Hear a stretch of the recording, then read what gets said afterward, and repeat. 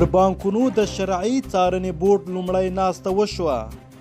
د افغانستان بانک د هیواد پر بانکونو د شرعي نظارت له بورډ سره ناسته وکړه.